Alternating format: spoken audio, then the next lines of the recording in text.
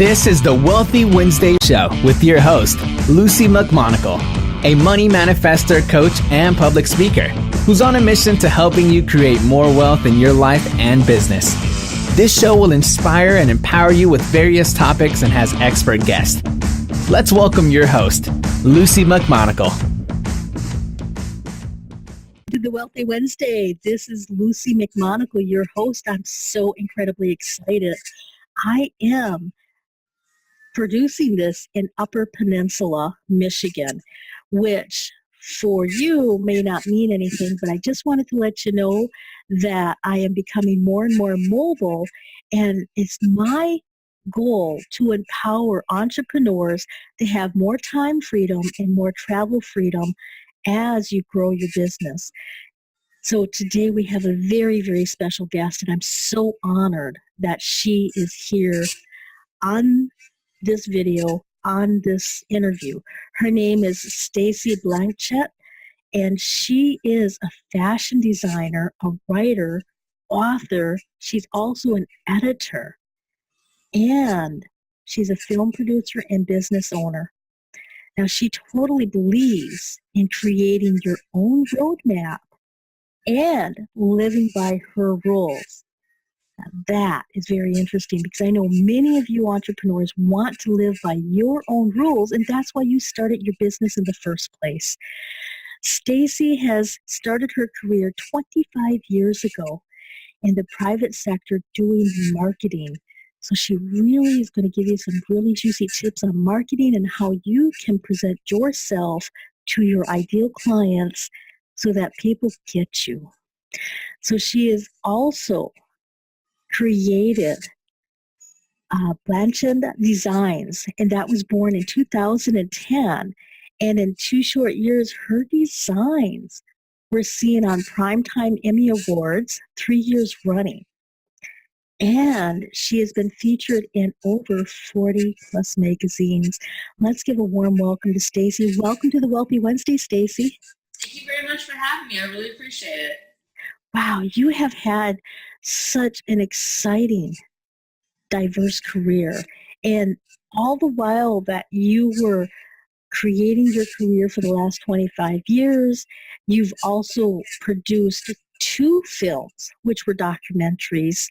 And then on top of that, you have also maintained your own Girl Friday business.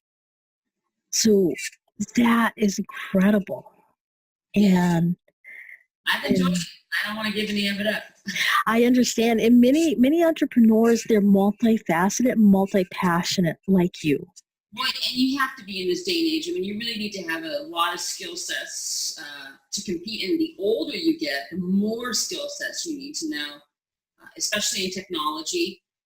Even though I'm not sure technology is really everyone's friend, the older you get, but you still need to know it. And I think that even if it's on a small scale, you need to know how to work all of it. And that, I think, helps everybody. I mean, you want to be able to have a conversation, a dialogue about it. Exactly. Direct somebody to do it for you, or you can do it yourself. Oh, that's fantastic.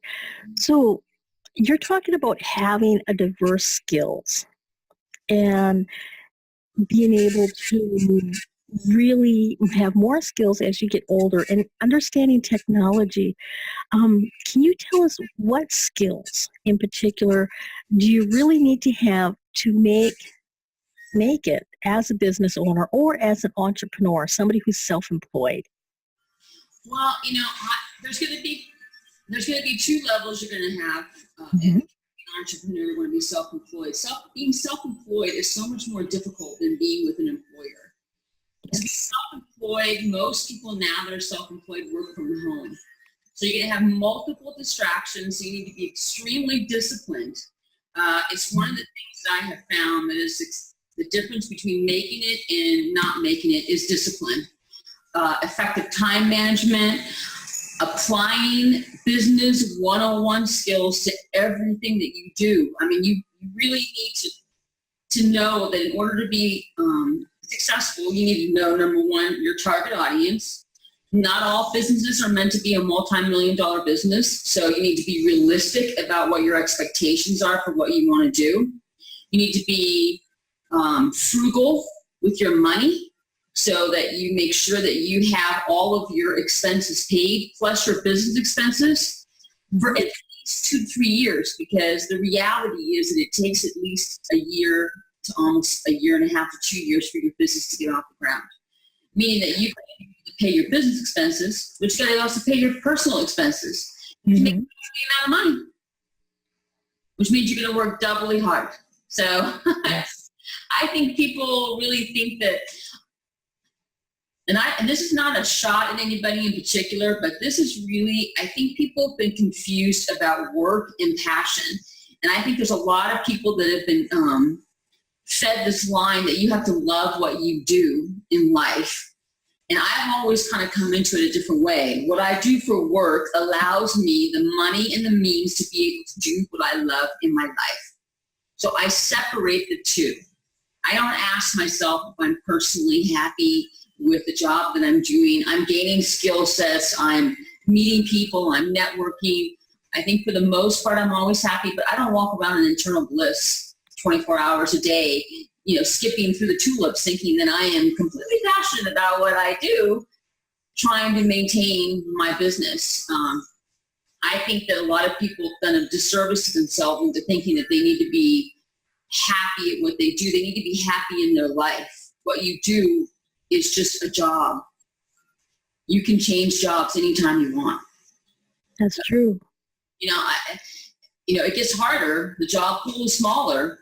But not a lot of people can leave their jobs because they need the financial security of those jobs, the healthcare. You need all that type of stuff. So get over being happy about it and just be happy you actually have a job and a place to go, and stop expecting your employers to validate you and make you popular. They're giving you a paycheck. That's your validation that you're doing a good job. You're not fired, so to speak. Exactly. Yeah, and a lot of individuals, they might cringe at the thought of having a job, but you really need to, if you don't have the savings, to create your own business for the next 2 years, 3 years. And you also have to remember, even though you're starting your own business or you're becoming self-employed, your overhead needs to be kept as low as possible. Yes. And when you start looking at keeping your overhead as low as possible, really budgeting your money, like you mentioned, being frugal so that you can make sure that you can pay all of your personal bills, but also pay your business expenses. And then also understand that you may need some education. You may need to have more information in order to go from bringing your skills, even though you may have been doing this for 5 or 10 years and you're just expert at it. Being self-employed may take a little bit more skills. You may not know how to market yourself properly. Well, and also too, you need to understand what your strengths and your weaknesses are. Yes. My mom has a law firm. She doesn't know how to do bookkeeping, so they hire a bookkeeper. It's like things. I had a client years ago that had a company, and consistently she took it over. And at the time she took it over, was making almost $1 million a month. And then from the point that she took it over, for the next 3 years, every year that dropped by almost $500,000. So instead of, but for her, it was a necessity that she needed to be the head of this company because she needed the healthcare insurance. Mm-hmm. But as I said to her, you are not cut out to be a CEO of this company. Find something else to do in this company, keep the healthcare insurance, but hire a CEO to get the revenue back up. But if you're consistently a company that's 25 years old, that's been making consistently $1 million a month, and then all of a sudden you come on board and it's losing $500,000, that's telling you something. But a lot of times people are so personally involved in it that they can't actually hear what is going on. And we all have strengths and weaknesses. Some people are leaders. Some people don't work well with other people. So if you're in a partnership with somebody, maybe one partner works well with somebody else, maybe the other partner doesn't. Mm-hmm. Recognizing those type of things, and maybe having one partner who works well with everybody be the head of the company while you're sort of in the background doing maybe the business end of it. So I think a lot of times for entrepreneurs that I meet, they've got this great idea, but they're not CEO material. So it's taking your idea, forming a business out of it, but then you maybe taking a step back and doing something different. Maybe you're not the CEO, but you're the president. But the day-to-day operations of an actual business, I mean, you really need to know how to pull every aspect of that business in terms of, especially if you're just starting up. You're not going to have a financial officer. You're not going to, unless you have investors. And a lot of times when investors come in and take over a company, the first thing they don't look at are the books. They don't look at how you run the company, because now they're putting their money in. And 9 times out of 10, all investors will take out the people that are in that company and put their own people in, because they can trust their own people and they know what skill sets. And if you were doing a great job, you wouldn't have needed to come to them to begin with. That's so true. I think that it is knowing what your skill sets are and what you bring to the table, that you know where you're going to fit in that type of a business, if it's your own business, and be realistic about it. I think that a lot of people, I think the most important thing you need to have when you start a business is marketing. I think that is number one. If people don't know you're there, if people don't know enough about the product, if you don't have a budget for marketing, then you're not going to make it in the business, period. Exactly. So what do you believe people need to understand about marketing for their business or for their product or for being able to be self-employed? Well, let's just take marketing as it is an entity. Mm-hmm. When you do marketing people are visionaries. So if you are hiring a marketing person, they should be able to see you now and see where you're going to be a year from now. So everything that they're doing is taking you to get you ready to be where you need to be a year from now. Okay. As you start to go that route of where you want to be a year from now, then they're already working on the following year. So you're always constantly progressing forward. Marketing is not necessarily sales, and I think that people get a little confused by that. Marketing should produce some sales if you're doing brand development with the marketing.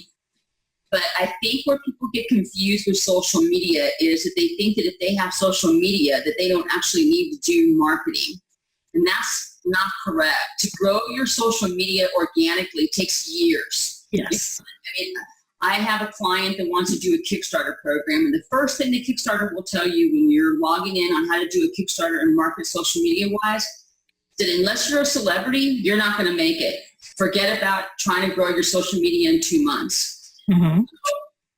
I think that people need to be realistic about how they want to do their marketing. They need to work with somebody that they trust and have a game plan set up. And game plans change.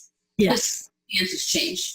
So you may start on one thing and all of a sudden something happens and you realize you need to change the game plan. The marketing person should be able to handle that. Mm-hmm. I also think that when you're doing marketing, it's very important that people understand that brand development of a product and brand development of a person are 2 different things. Yes. Brand development of a product is name recognition, and brand development of a person is personal. Mm-hmm. So where a lot of people make a mistake, and I see this all the time in terms of people who have a product, they make themselves the face of the product, and so it becomes a personal thing, and now they can't sell because nobody's really interested in the product. They're interested in the person that they made the face of. Mm-hmm. Understanding, if you have a brand, what's the brand? Is it you or is it an actual product? If it's a product, take your time. It's going to take a long time. People do not have loyalties to products anymore. Now it's all about convenience and how fast you can get it to me. So if you do the forecasting, Amazon is putting all kinds of retail businesses out of business. Yes, Amazon is grocery stores out of business. Mm-hmm. Set up, for example, on our magazine, Trend Privé magazine, we have an e-commerce site, and we do eco products. All I'm offering people is a platform for 500 to maybe 1 million people in over a 5-month period of time. They're going to see your products. they're only going to buy if they're interested. It's got Yes. to do with us. It has to do with what you're selling.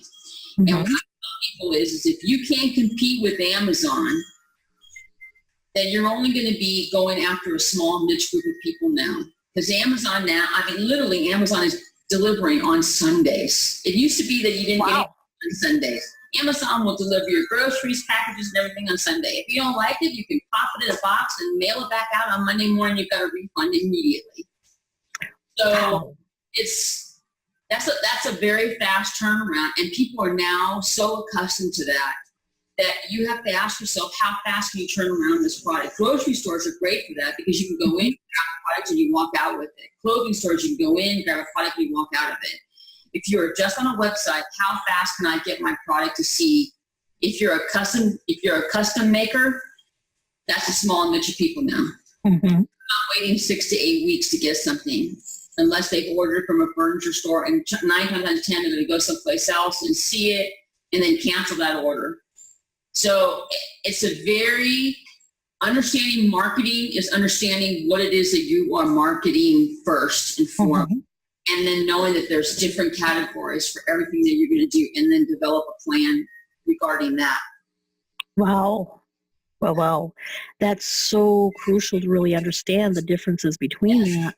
And if you're going to have a product, you have to understand if it's a physical product, how fast can you get it there? And a lot of individuals were relying on eBay in order to sell all of their products. And Amazon is even starting to wipe out eBay. Yes, and SD, all that. But, a lot of people don't even understand how Amazon works. But I know I've been told, let's say you've got a knife and a fork, and it's selling really, really well on Amazon. It's your product, and Amazon keeps internal records. So they say, wow, that knife and fork is really selling incredible. They'll go out and make the same product, put it on their own site, and knock it $5 below yours. And you're out of business. Oh, wow. Good to know. I did not know that about that. This is business. Mm-hmm. This is business. It's the same as if you were a storefront. It's the same as people can say that Walmart put a lot of little mom and pop stores out of business. Starbucks put a lot of little mom and pop coffee stores out of business. And they were interviewing a guy in a small town, and they said to me, how do you feel about the fact that Walmart put your little grocery store that had been there for 80 years? This grocery store had been there for 80 years. And he said, Walmart didn't put me out of business. The people in this town put me out of business by not coming here anymore. That's true. And so, they were willing to go to Walmart for 2 cents less. Mm-hmm. The same guy they've been going for 80 years. So how do you compete with that? You can't. There's no loyalty to brands anymore. So it's a very different landscape now, and it's changing rapidly. I'm not sure that's technology has changed that. I think it's just pricing. I think there's more people making products. Now that you can get it at your fingertips, your phone. So marketing, to me, I don't underestimate the value of print. A lot of people think that print has gone out of business, but one of the things that people don't understand about print is, and your community newspaper groups are really in place also to do some marketing. The small little newspaper groups that people take for granted that you get on your doorstep, people read through those. Hundreds of thousands of people will glance through it. They may not see it the first month, but they may see it the second month. Keeps the price down, but what print does is it causes you to stop, look, absorb, turn the page. Mobile devices, you're just flipping through. You're not even stopping. So what's going to catch somebody's attention? A pretty picture? A famous saying? No. I think it's so oversaturated on social media that I think it's too hard. So any stop somebody for a couple of seconds and make them take it in has a better chance of selling a product. Wow, that is so true. And being able to understand that also means that you need to have some type of realistic expectations for social media. You have to have realistic expectations for marketing. You have to have realistic expectations for growing your business. So, Stacey, you have had so many years of experience of being able to observe all of these different trends. And even with you starting your fashion designs in your fashion magazines and being in the marketing world and seeing how this works, can you tell us a little bit about what are some realistic expectations that our audience as entrepreneurs and as ambitious women, what exactly should they expect for social media and what do they need? Well, okay. If you are a person, let's take a life coach, for example. Okay. And you have your social media, you should have boundaries set up immediately. So you need to have a personal and a professional page. You shouldn't be mixing the two. Mm-hmm. On your professional page, if I were advising a life coach, I would have every day there would be a tip for the day, not a picture with a pretty saying on it, but an actual tip. I would start with having people come on the journey with you. So I would talk about your successes as well as your failures. What are you learning? What are you not learning? What are the mistakes and what are the things that people need to understand that you're training them on? So let's say I have several clients that are inventors. And now I do not release my client list names because I do print advertising. I don't do social media advertising. My advertising is all in print. And so with my clients, I am always telling them, take people on a journey with you. Make them want you to succeed. So if you have a community, I don't care if it's 10, 15, 20, 25 people that are just doing nothing but wanting you to succeed, you're going to succeed. Mm-hmm. Because, those 25 people are going to refer you, talk to you, do something about it. And I always tell people, don't worry about how many people are liking your posts. It doesn't make a difference. What makes a difference is who's actually reading your posts. Mm-hmm. So you start getting feedback from people will say, well, God, that post you did the other day was really kind of great, but you didn't know they even saw it because they didn't like it. But pay attention to what people are saying. It's like, I think that pictures that people now post where it says something really pretty on it, I don't even look at those anymore because it's the same stuff I've been looking at for 20 years. It was but before it was on books. Now it's just, it's constantly berating my social media, so I'm tuning it out. But if somebody were to post, I don't care, 20 seconds video telling me, this is your tip for the week. Go out and look at your community newspaper groups. Go out and grab one of your community newspaper groups and look at the ads that are in there and look at how they're setting them up and find out which ones caught your attention and which ones didn't. And that's how you're going to learn how to do an ad. I have a friend of mine who works at Macy's, and she'll tell you when you go into Macy's, she takes all of her new buyers and they go and they look at all the racks. And she'll tell them, what do you see in the rack that you're looking at? And they'll say, well, wow, yellow and blue and pink are the best colors because I see a whole bunch of them. Mm-hmm. You look and say, you know what, you're completely wrong. Yellow, blue, and pink are not popular, and that's why you see a whole bunch of them. So you don't buy yellow, blue, and pink. And it's just knowing, but in terms of social media, you really, I tell people, set your boundaries early. I mean, really understand how it works. It's stuff you can't take back.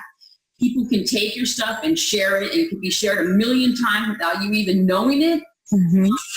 So whatever you put in email, Facebook, Twitter, whatever, just imagine a million people are looking at it. So what do you want your representation to be for a million people to see? So when I do I do very little social media. I don't do Instagram. I only do Twitter for the magazine. It's hooked through the magazine. I have a private Facebook page. I've always kept my accomplishments first and foremost. If I'm published somewhere, whether or not it's 5 or 2 people that like the post, I don't care. I'm published. What do I care whether or not you like the post? Mm-hmm. So I think people they care too much about what people think about social media. And if you have a product or a business and you want to sell your business, then sell your business. So I said, sell what you're doing. What are you offering? What is out there? What kind of deals are you doing? What kind of success stories do you have? Who's buying your products? Make it a fun thing. If you've got a really nice lipstick that you're selling, put a contest out there to have people take selfies of themselves in your lipstick, and you'll post all over social media. People love that kind of stuff. They're doing it all over the place. Selfies are everywhere. I don't take them, but you know what I mean? But I just think it's just being really clever. And it's also, if you don't understand how it works, and talk with somebody who does. There's lots of people out there that do social media for a living. That do That's true. I mean, there's tons. You can actually research it. I mean, there's just so much on the internet that you can get for free now. But so many of these people out of business. I mean, it used to be 4 or 5 years ago that online marketing companies were $5,000 to $10,000 a month just to drive traffic to your website. I know people now that can get these guys for $200 a month. So either it's oversaturated or people are realizing it doesn't mean anything. One or the other. I can't figure out which one. You need to have social media if you have a product or a brand. That's an important component of it. I'm just not sure it's got a huge revenue draw. Yes, and it really depends on how you use social media. There's some individuals that just focus on one social media, and they just focus on certain groups, and they just focus on providing tips of the day.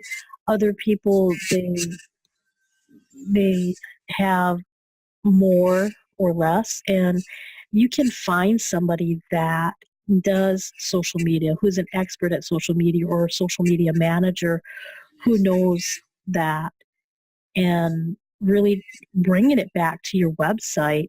If you write a blog or if you write a posting, you put snippets of that. And you have to ask yourself, how important is having your website out there? I mean, are you making money off of your website? You know, like most teams make money off of their website as well because they do advertising. So they're promoting brands that are also inside their magazines. There's advertising now in the videos that we do. So, you know, but a law firm doesn't need 1 million people coming to their website. A law firm's going to advertise in law reviews, and most people need like by referral, but you need to have a website because it's professional. Correct. And it doesn't look right. So it all comes down to what benefit does social media serve for you, and how big is your business? Do you want your business to be, and how realistic are those expectations for it? Do you need a national following or an international following if you're a yoga company that has a store in, I don't know, San Diego? No, you need a local following so that people go into your store and buy yoga wear instead of going on Amazon and buying yoga wear and having it shipped to their house. So it's being realistic as to where your business is at and where you want to take it a year from now. Exactly. And so we have just a few more minutes for the show, and I wanted to ask you, we were talking earlier that in order to start a business, in order to be self-employed, that you're going to need to have set aside a certain amount of money so that you can last at least a year or 2 years and still pay all of your expenses and still not make any money. Is there any kind of general idea on how somebody can figure out what they need to set aside, or how do they even know if their idea is just a hobby or a business?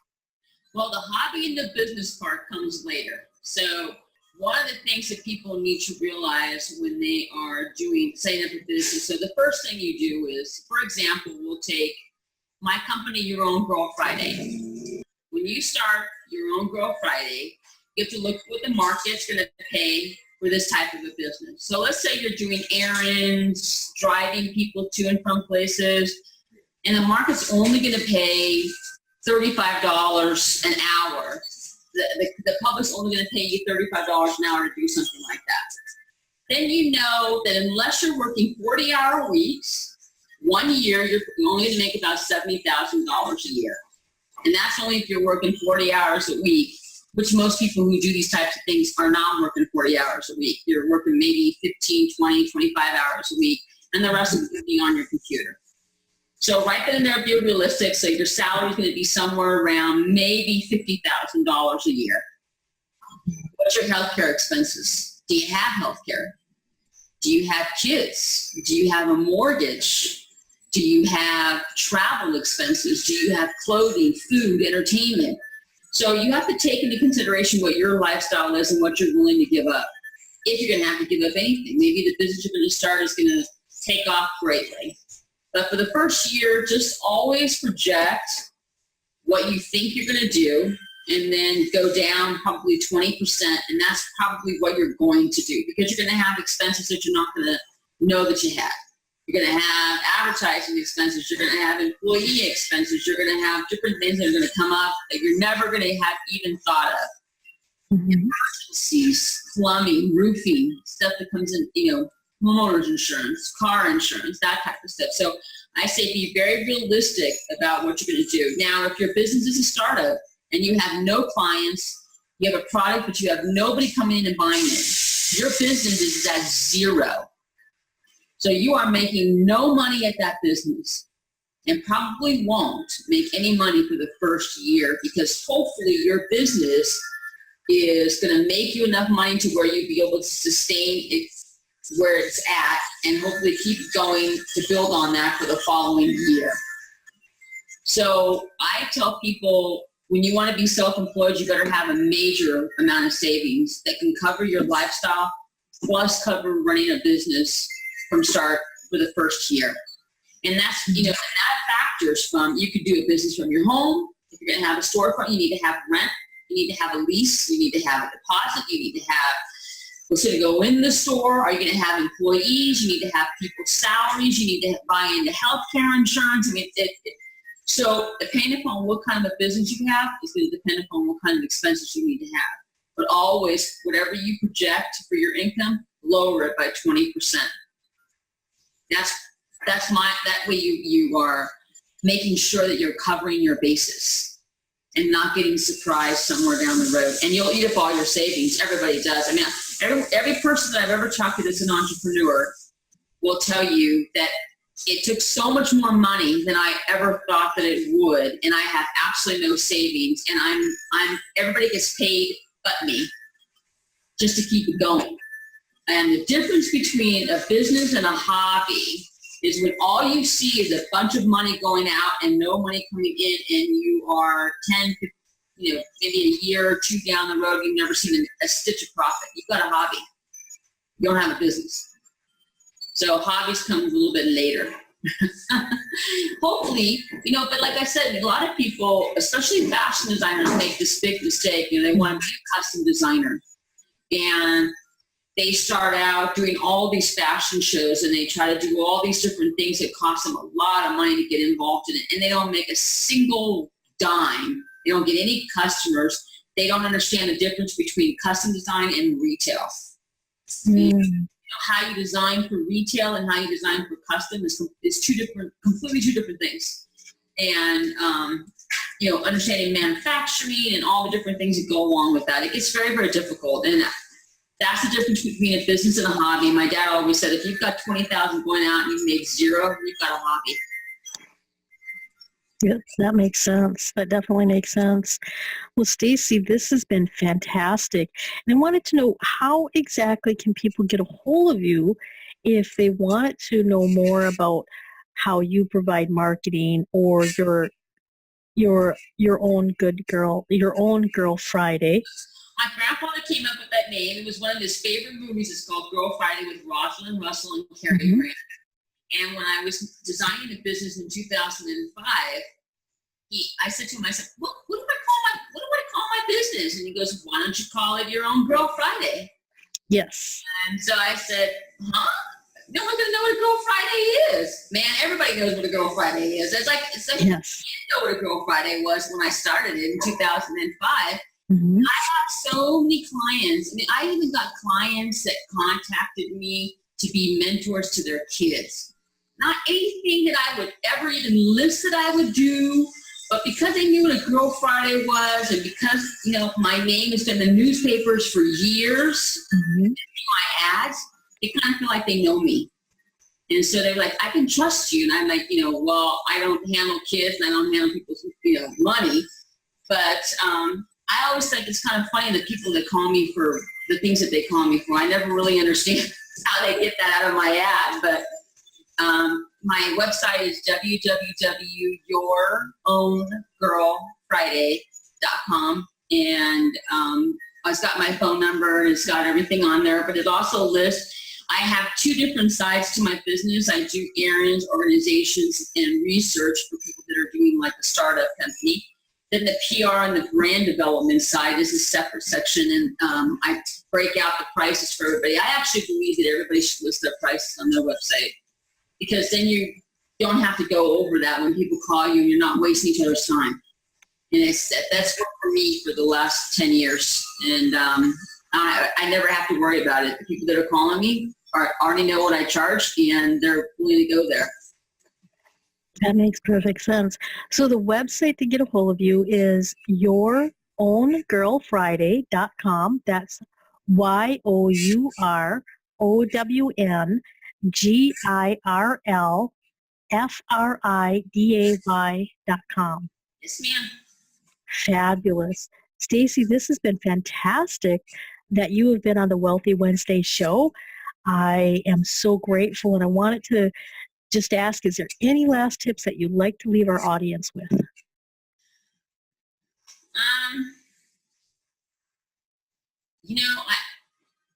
I guess that one tip that I always tell everybody is recognize really what strengths you have. And when you're going to do a business, it's business 101. The rules of the game haven't changed. They're still the same. It's networking, communication, who you know, and business. And your word is everything. Being able to accomplish what you say you're going to be able to accomplish is everything. People do talk. And now with social media, people really do talk. So, luckily I haven't had that happen to me, but that doesn't mean it won't happen to me at some point in the future. Or maybe it is happening to me and I don't even know it. I doubt it, but I just say, just make sure that you can deliver what you can. Too many things can be checked out now. True. Just don't get involved. And I always tell them, my motto in Your Own Girl Friday is if I can't do it, I'll find you somebody who can. Just tell me what your problem is, I'll handle it for you. And I've just always, a lot of my clients always say, well, you know what, why don't you just figure it out? Well, if you're willing to let me figure it out, then I'll do my best. But a lot of times it's not worth it money-wise to have me figuring it out when there are people out there that already do it, and they can get it done faster than me. So go that route. So that's why I always start everybody. Just, be prepared for what kind of business you want to have and be realistic about it. Wow. That's really good tip. So make sure you know that Business 101 is still the same. Your word is your word. And when you tell the audience, when you tell your clients, this is what I'm going to give you, make sure that that's really important, that that's what you provide them. And if for some unseen thing happens, communicate. Absolutely. Communicate. Because if you leave individuals guessing, you said this, but now you're doing that. If your words and your actions are not congruent, you will fail. You might not fail right away, but you will fail. You'll lose business. 2009, a lot of people lost their companies, and I would be willing to bet more likely than not, most people that lost their companies were people that have horrible customer service, gouged people price-wise, loyalty didn't go back. 2009 did not affect my business at all, which is, that was a rocky 3 years where you wouldn't think people would want to pay somebody to do their errands and research and help them with their businesses. So it just depends on what you're offering and how well you offer it. That's so true. So thank you for being on the Wealthy Wednesday show. I'm so grateful that you've been here. And I'd like to thank my audience.